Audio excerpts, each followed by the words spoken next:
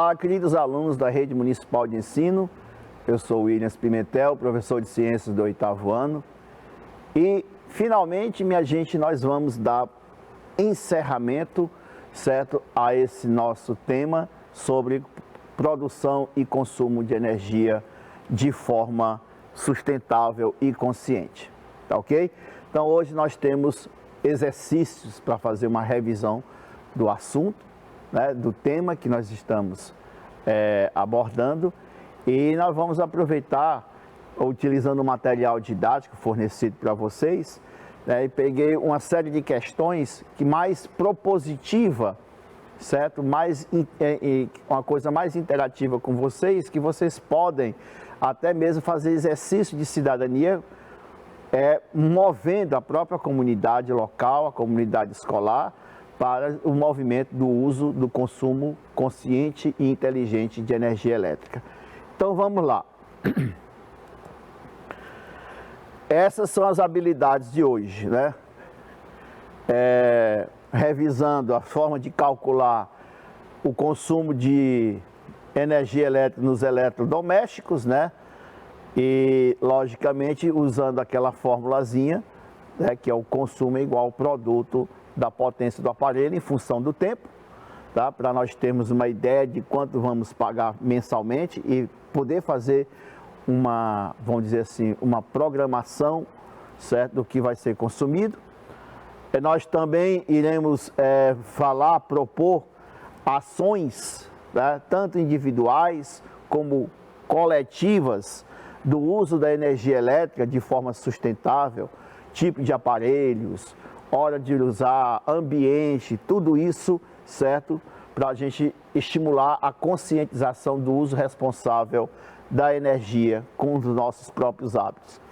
E também uma avaliação, que foi o assunto da nossa aula anterior, né, das fontes de energia elétrica que nós temos, principalmente a do nosso estado, tá, onde se destaca a energia hidrelétrica, eólica e solar.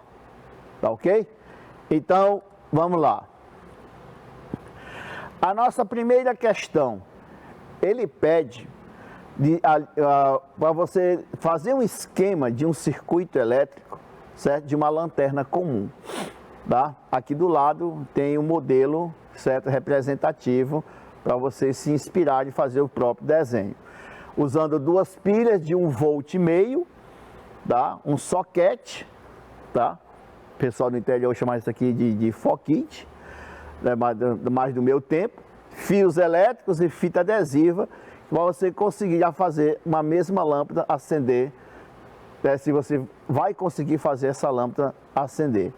Então você vai fazer o desenho, certo? E indicar no desenho o sentido das cargas, né, da corrente elétrica, certo? Nesse circuito. Então, o circuito elétrico, gente, o que é que ele vai apresentar? Ele vai apresentar alguns componentes importantes. O primeiro componente é a fonte geradora, tá? A fonte geradora, ela faz o oposto que as usinas fazem.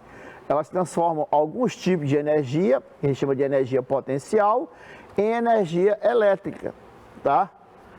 Para gerar e depois fornecer essa energia elétrica para acionar a finalidade principal. Então, por exemplo, a pilha, ela pega energia potencial de substâncias químicas, geram corrente elétrica, e essa corrente elétrica, aí onde vai o oposto com relação às usinas. Essa energia elétrica é usada para gerar uma outra forma de energia, que aqui no caso é energia luminosa e energia térmica, porque, né, o soquetezinho ele vai aquecer com a passagem da energia pelo filamento, tá ok?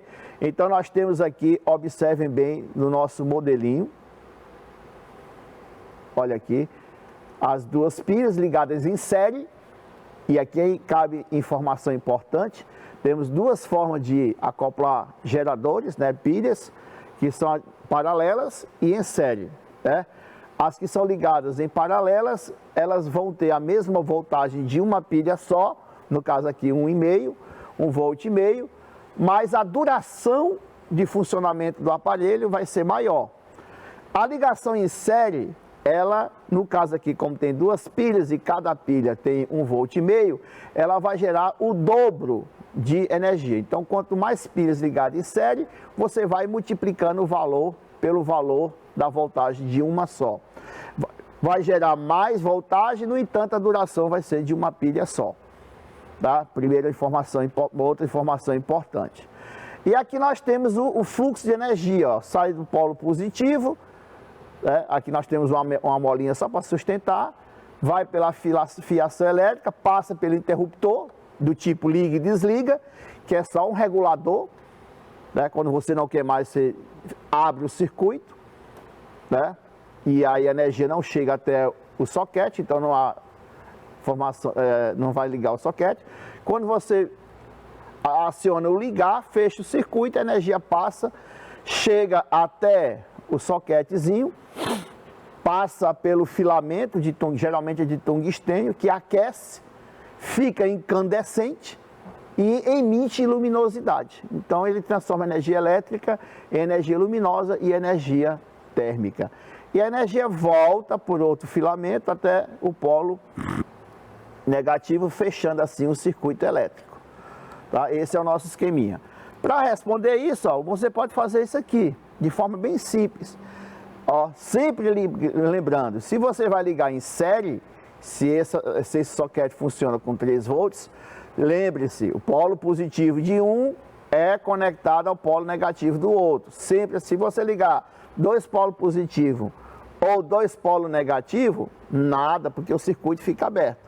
Então a energia sai, ó, chega até o soquete, aquece o tungstêniozinho, ele fica incandescente, emite luz e calor. Volta pelo outro fio, aqui entra novamente. Tá? Esse é o nosso modelo simplificado, que até você pode fazer em casa, não há risco de tomar choque elétrico, não há grande risco de nada. É só comprar esse materialzinho e você consegue produzir uma lanterna. Se você quiser dar uma inovada, né, você pode pegar nesses fios aqui de onde sai a corrente, tá, do polo negativo, e colocar aqui um interruptorzinho de liga e desliga. E aí você controla o momento que você quer ligar o soquetezinho. Não é muito complicado, né? Essa é a nossa sugestão para a nossa primeira questão. A segunda questão, nós temos o seguinte: durante uma solenidade, o representante do governo deu a seguinte declaração: estamos estudando a possibilidade de, em vez de geração térmica e hidrelétrica, empregar nessa região alternativas energéticas renováveis, tais como energia eólica, solar e a proveniente da biomassa. Aí vem, primeira coisa, o que é energia eólica? Ora, é energia obtida através da energia cinética dos ventos, que faz as pás dos geradores girarem, e esse movimento vai fazer o gerador, certo, se movimentar, aliás, girar um eixo dentro do gerador, que vai transformar esse movimento em energia elétrica. Tá? Então, a energia eólica é a energia dos ventos. E a energia solar? A energia solar é a energia obtida através da luz do sol. Ou seja, a energia luminosa incide sobre as placas e as placas convertem essa estimulação luminosa em corrente elétrica, que vai para um transformador. O transformador manda essa energia para uma subestação que distribui a energia elétrica em toda a região. Tá certo? E o que é biomassa? Como pode ser usada para gerar energia? Quando se fala de biomassa, gente, fala em qualquer material de origem vegetal, certo? Que pode ser usado como fonte de energia. Poderíamos também incluir aí como biomassa material de origem animal, como as suas fezes. É muito usado nas fazendas como fonte de combustível. Qual combustível? Gás combustível, né? Então ele é construído de forma, vamos dizer assim, em um modelo pequeno, tá certo? A utilização desse material, todo o material orgânico que se pode produzir, coloca em um determinado recipiente, lá deixa os micro-organismos, né, atuarem sobre esse material, dessa biomassa, e a atividade desses micro-organismos vai produzir gás metano. Esse gás metano ele é coletado e guardado e comprimido dentro de cilindros. E depois, quando a pessoa quiser, utiliza esses gases como fonte de energia para várias finalidades. Muitas fazendas, como forma de economizar energia, fazem isso. E é uma energia, além de ser uma energia limpa, tá? Assim, em determinados aspectos, é também muito importante porque a pessoa vai pegar uma coisa que ia se transformar em lixo e vai transformar em energia, tá? Também nas fazendas, fugindo um pouco do tema, eles acabam utilizando também essa matéria orgânica para fazer a compostagem, para produzir adubo. Então, gente, em casa, tirando essa questão da energia, que é um pouco mais complicada, tá? Que requer mais cuidado e mais tecnologia, o nosso lixo, ele pode virar adubo, lixo orgânico. Por isso que é importante, e se fala muito em a gente pegar e separar o lixo orgânico do lixo não orgânico. Porque esse material você pode fazer uma mini composteira em casa para transformar em adubo para as suas plantas, né? Fugindo um pouco do tema, mas está dentro da ideia de biomassa. A letra D nós temos, porque essas três formas de energia são alternativas energéticas renováveis, né? São renováveis porque elas não se esgotam, tá ok? Então, a energia do vento, a energia solar, certo? Elas não vão se esgotar, porque o vento, ele, enquanto tiver alteração de temperatura no ar, ele vai ter a ver com corrente de ar. O sol, bom, é provável que a nossa espécie entre em extinção e o sol fique por lá, certo? Emitindo energia para todo o nosso sistema, tá ok? E a biomassa, ela é renovável também, porque eu vou pegar material orgânico, vegetal e animal, que provavelmente ia ser jogado fora, virando lixo, entulho, tá? E eu recolho, coloco em câmaras para gerar biogás, né? Para gerar gás combustível. E como esse material vai ser sempre produzido, por exemplo, bagaço de cana, resto de milho, tudo quanto é sobra de vegetal que você produz na fazenda, certo? Então, logicamente que você vai sempre ter uma fonte de biomassa para gerar esse gás. E a letra E, nós temos aqui o que o autor da declaração quis dizer com geração de energia térmica e hidrelétrica. Bom, a geração de energia elétrica vem de onde? Das usinas hidrelétricas. E das termoelétricas vem a energia elétrica que vem da combustão, tá? Da queima do carvão mineral e de fontes de petróleo como o óleo. Tá certo? Então essas fontes, elas são fontes, vamos dizer assim, as termoelétricas é a mais cara de todas e a hidrelétrica ela tem um custo baixo, mas ela tem um impacto ambiental muito grande, certo? Por conta das áreas que são desmatadas, tá ok? Bem, a segunda diz o seguinte: pesquise nas contas de energia elétrica da sua casa quantos quilowatts-hora, né, foram consumidos nos últimos 12 meses. Monte uma tabela com esses dados, tá? A seguir analise e diga se há alguma relação entre o consumo e a variação de temperatura ao longo do ano. Gente, isso aí, meu Deus do céu, um dia eu vou conseguir. Você vai lá na sua conta de energia na sua casa. Mais ou menos no meio do talonáriozinho, tem lá isso que está aqui na imagem, o histórico de quilowatts-hora, que é o consumo mês-ano. Tá lá, os meses, os últimos meses, tá? E também, certo, o consumo mensal.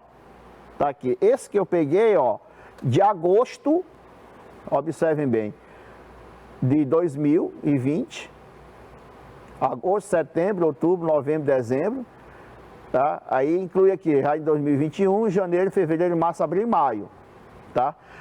Professor, como é que eu monto essa tabela? Não precisa nem montar a tabela, você pode optar por montar a tabela, colocando, ou então fazer um gráfico, tá? Faz uma reta, um plano cartesiano, tá? e coloca o quê? O consumo de energia na linha vertical com os meses na linha horizontal. E você vai unindo os pontos e você vai traçando uma curva de consumo de energia. Você pode também montar a tabela pedida por ele, onde você coloca o mês no local, na parte da tabela, e em cima você coloca o consumo. E você vai observando a variação. Observe, minha gente, aqui, que nessa tabela aqui, ó, agosto, observe, ó, o aumento aqui, ó, setembro, aqui deu uma quedinha, novembro, dezembro, tirando o mês de outubro, que deu uma queda aqui, você pode perceber, janeiro ainda, você pode perceber que são meses onde o consumo foi maior. Ora, não é coincidência, BR ao BRO, né? São os meses mais quentes, onde a gente consome mais energia. E aí, nos meses subsequentes, você observa uma queda de consumo de energia, que é o período chuvoso. Já no mês de abril e maio, que o regime de chuva já vai diminuindo, o consumo vai aumentando. Então, existe uma relação íntima entre as temperaturas anuais, né, e o consumo de energia. Você pode montar isso na sua casa, eu não coloquei aqui para deixar vocês fazerem à vontade. Vocês podem montar um gráfico, podem montar uma tabela tranquilamente. Beleza? Vamos lá. Aí tem essa aqui, ó. Elabore um texto para um comercial de rádio 30 segundos, tá? Informando a população do risco de substituir em equipamentos elétricos fusíveis, tá? Queimados por pedaços de arame. Olha, minha gente, isso aqui é um modelozinho muito simples de fusível que tem em grande parte dos nossos eletrodomésticos, tá ok? Tem outros modelos encontrados em automóveis que são um pouco mais sofisticados, mas o princípio de funcionamento é o mesmo. Qual é o princípio de funcionamento? Esse fusível é inserido na rede do sistema elétrico, tá ok? Esse fio que está aqui dentro, ele suporta uma certa intensidade de corrente. Então esse fio aí não é qualquer um, tá certo? Ele é um fio onde já foi calculado quanta intensidade de corrente ele suporta. Se a intensidade de corrente passar for muito maior ou for maior do que aquele suporte, ele derrete. E aí abre o circuito e o aparelho para de funcionar, evitando assim danos no aparelho, evitando que o aparelho queime, tá ok? Se você vem fazer a famosa gambiarra, né, tentando economizar, meu Deus, isso é tão barato que até é vergonhoso, tá? Tem gente que tira o fusível e pega um pedaço de arame e põe no lugar, fechando de novo o circuito. Você não conhece a resistência desse pedacinho de arame, você não sabe o quanto de intensidade de corrente ele suporta. Ou seja, havendo um aumento da intensidade de corrente, esse pedaço de arame ele pode deixar passar uma intensidade de corrente muito maior que o aparelho e os componentes do aparelho suportam, e aí você vai perder o seu aparelho. Tá? Ou seja, uma economia, vamos dizer assim, estúpida. Você vai economizar alguns poucos reais para correr o risco de ter um prejuízo, dependendo do seu eletrônico, de milhares de reais, tá? Então, não, pelo amor de Deus, não façam isso. Pegue o material, queimou o fusível, se você não sabe, peça alguém que saiba fazer e substitua. E não aceite esse tipo de gambiarra aqui, porque é muito perigoso, certo? E pode provocar incêndio, né? E provocar coisas muito mais sérias, tá ok? Bom, aqui nós temos a quinta questão, que pede para você criar um slogan com o objetivo de evitar mortes por choque elétrico. E eu trouxe, gente, alguns modelos que é para inspirar vocês a criar um slogan, uma frasezinha marcante para chamar a atenção do público, tá? Então eu trouxe aqui algumas imagens de campanhas, tá? De medidas de segurança, ó, essa aqui do lado esquerdo, falando do perigo de crianças, né, mexerem com aparelhos eletrônicos, colocando tomadas colocando plug nas tomadas, tá certo?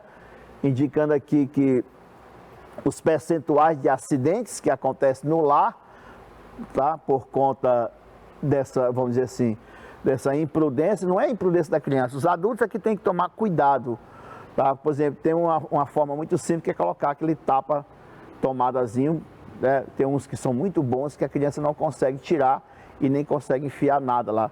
Que aqui ele está mostrando a criancinha botando na tomada, mas muitas vezes pode pegar um grampo, um pedaço de arame, um prego, né, e enfiar na tomada. Aqui, ó, nessa outra campanha, mostra para vocês, certo? Medidas de segurança, por exemplo, em caso de tempestade, o que é que se faz? Desligar os equipamentos na tomada, certo? Por quê? Porque uma descarga elétrica pode jogar uma intensidade de corrente tão grande que pode queimar vários aparelhos ou todos os aparelhos de sua casa. Ah, mas minha casa tem um para-raio. Gente, o para-raio ele minimiza os problemas, né? Porque uma corrente elétrica de um relâmpago pode chegar a milhares até milhões de volts, tá? Outra coisa, né? Instalar dispositivo diferencial residual chamado de DR, tá? No chamado quadro de eletricidade. Para cada setor da sua casa você tem disjuntores que disparam, certo? Setorialmente para evitar, no caso de uma corrente mais intensa, certo? Provocar destruição de todos. Então nós temos uma caixa geral, distribuição e a setorial. Utilizar o novo padrão, certo? De tomadas e plugs. Por quê? Ora, esses de 3 tomadas, um deles é o neutro. Se você arranca o do meio, você está perdendo a proteção do equipamento, que é uma coisa muito comum que a gente vê por aí, tá? Antes de trocar as lâmpadas, né, não dê uma de MacGyver querendo ligar tudo com a corrente passando pelo soquete, tá? Então o que é que você tem que fazer? Você desliga, e tira e coloca e depois liga, tá? Só medidas de segurança. Instalar tomadas, né, a distância mínima de 60 centímetros, por exemplo, bem próximo, certo? Onde você pode alcançar com a mão, no caso de você estar tomando um banho no chuveiro elétrico, tiver algum problema de curto-circuito, você pode desligar rapidamente. E aí vai, gente, são várias medidas que você pode tomar em casa. Ó, esse tipo de coisa que eu falei aqui desse caso, ó, tá vendo? Usar o 2 em tomada de 3, isso é muito perigoso, tá? Pois bem, essa é outra sugestão. Outra sugestão que eu tenho, tem essa outra aqui, ó, tá? Escolha a vida, tenha sempre cuidado com a rede elétrica, fique ligado nessas dicas. Então, outra, dicas para preservação de choque elétrico. Aí tem esse bonequinho falando sobre segurança com corrente elétrica. E aqui, pessoal, uns dadozinhos que a gente pode ver aqui, ó, que o Nordeste é o campeão, infelizmente, tá certo? Mortes por choque elétrico em 2015, né? Total de 590 mortes, 259 ocorreram no Nordeste. O nordestino, às vezes, por uma questão de economia, por uma questão até mesmo de condições financeiras, é uma coisa assim, que dentro de certo ponto é até louvável, porque com poucos recursos, o nordestino ele consegue, com sua criatividade, sua inteligência, desenvolver novas formas, né, e conservar coisas que outros locais você não encontra. Mas pode ser perigoso, porque sem a orientação técnica adequada, a pessoa pode até sofrer um acidente, ter danos materiais e até perder algum ente querido, tá certo? Então fica aí, pessoal, as dicas para vocês. E assim, você pode criar ideias interessantes, como por exemplo, não morra chocado, previna-se contra choque elétrico. Então você pode usar a sua criatividade para gerar, certo, esse slogan que seria o carro-chefe da sua campanha, tá? E aí essa fica para você essa sugestão que pode até ser utilizada na sua escola, tá? Em vários tipos de campanha, não é só com relação à segurança. A segurança é extremamente importante, tá? E nós temos alguns casos de choques elétricos, né? Por exemplo, colocar muitos aparelhos ligados naqueles T's, tá? É muito perigoso, a gente vê isso com muita frequência. Distribua tomadas mais nas salas. Então, seria muito interessante, tá?